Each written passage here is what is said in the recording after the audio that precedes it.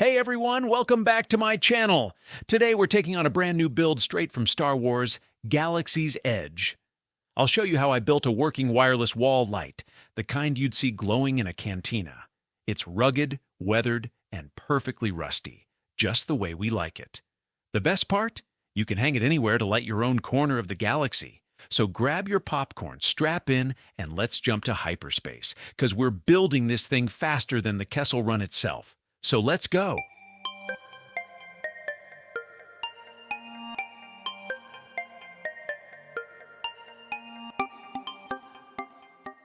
As with all my builds, I like to start with a quick sketch of the main design. It helps me visualize how everything will come together before I dive in. Most of the materials I'm using were already lying around the shop, so assembling this piece and getting it lit up should be a smooth ride. I'm starting with a 12-inch plastic lid, a 10-inch plastic pie plate, a battery-operated LED lantern, and this wire basket. The simple pieces that are about to come together in a really cool way. I'm starting by cutting into the plastic pie plate. Since it has a raised lip in the center, I'll use that as my guide to create the perfect opening for the lantern to fit through. After working my way around it again and again, the disc finally breaks free.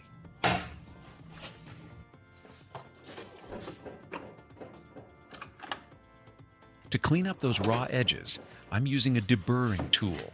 I simply glide it along the plastic, smoothing out any sharp spots and leaving behind a clean, perfectly rounded circle. Next, I mark the centers of these 3 pieces of gator foam. Once stacked and sandwiched together, they'll build up the base and securely hold both plastic plates in place.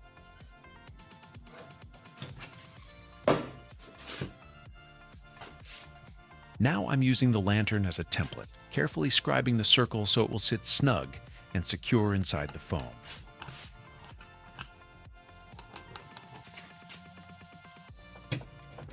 To open up the circle, I use an X-Acto knife and carefully follow the guideline, making sure not to cut all the way through. Then I flip it over, cut from the opposite side, and gently slide the piece out from the panel.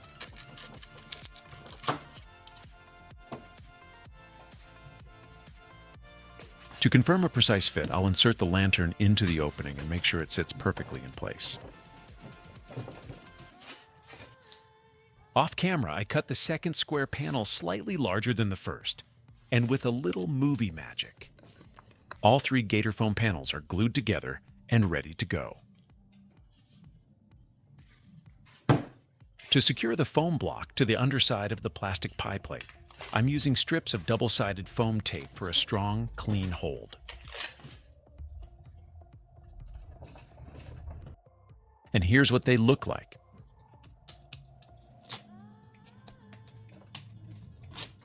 At this point, I'll peel away the paper backing from each strip of tape. I have to be extra careful not to touch the adhesive, otherwise one wrong move, and I might end up permanently attached to this prop myself. Off camera, I cut the inner circle from the outer lid using the same technique I used on the pie plate.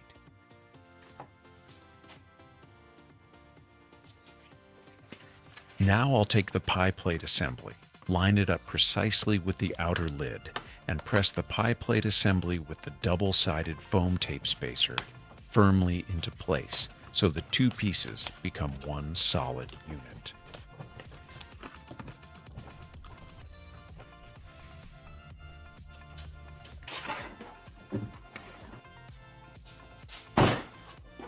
With that step out of the way, I'll dig through my stash of hard drive greeblies and find the one that fits this build just right.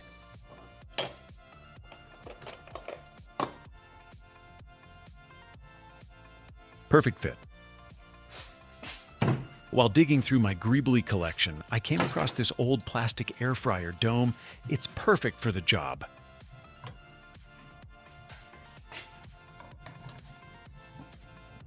To secure the wire basket to the air fryer dome, I'll mark some pencil lines as a guide and use them to position the cable ties that will hold it firmly in place.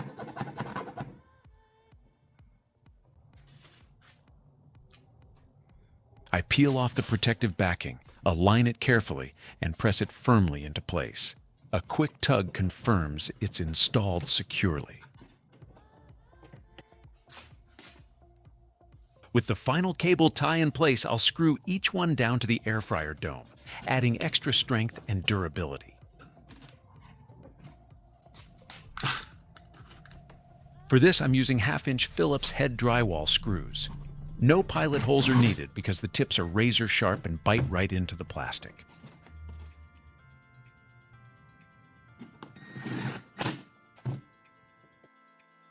And this is what that subassembly looks like. I marked the pilot holes on the lantern with a pencil and drilled them out using a 2mm drill bit.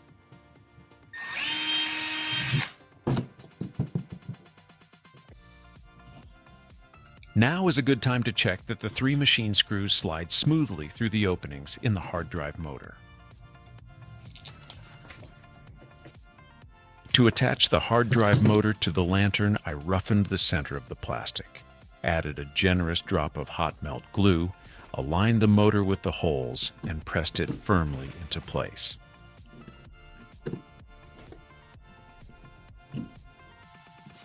These are the screws, washers, and hex nuts that will attach the air fryer dome to the rest of the assembly. However, I ran into a problem.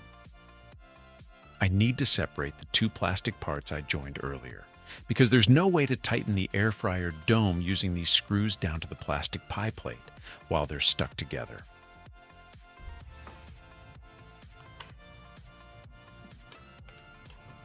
Now that both plastic plates are fully separated and all double-sided foam tape residue has been cleaned off, I start inserting the 1-inch socket screws to attach the air fryer dome to the top of the pie plate.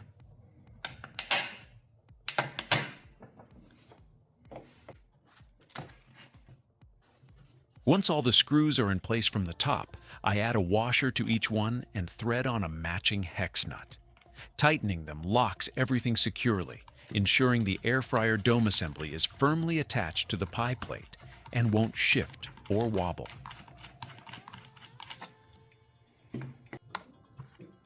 I use a metric T-handle ball and hex key and tighten everything snug. Many unbearable hours later. Well, after hours of washing away all the double-sided foam tape residue from this other half, I'm finally ready to rejoin the pieces. Again. Okay, round 2. I align both halves of the plastic plates using the markings, then press them together to lock them securely in place. And here's how they look when properly reassembled for the second time. Once it's been primed and painted black, I decided to add a random greebly for extra detail. Now I carefully align the lantern, lower it into position, and gently wiggle it into its designated opening, securing it so it stays firmly in place. To attach the wire basket, I hover it over the air fryer dome assembly and thread the corrugated wire looms through the top openings. Then I adjust it side to side until it snaps perfectly into place. Next, I thread each cable tie through its slot, securing the wire basket until it firmly snaps in place.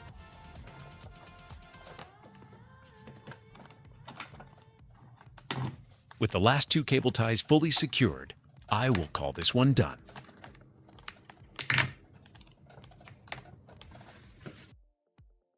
But since this belongs in the Star Wars universe, no prop is truly complete without some heavy weathering. Oh, almost forgot. To hang this light fixture, I'll make a self-locating hanger from a leftover piece of gator foam and attach it to the back of the plastic plate with double-sided foam tape to keep it securely on the wall. Now, for my favorite part, weathering. I'll be using a small handheld spray pump with watered-down orange paint, acrylic orange paint, yellow ochre, burnt sienna, and burnt umber, along with a plastic mixing palette, silver leaf rub and buff, and 3 different paint brushes.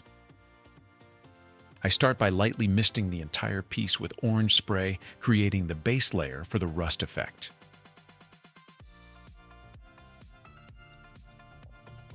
Once that's done, I move on to yellow ochre, applying it sparingly in areas where dirt, rust, and grime would naturally gather. Remember, less is more.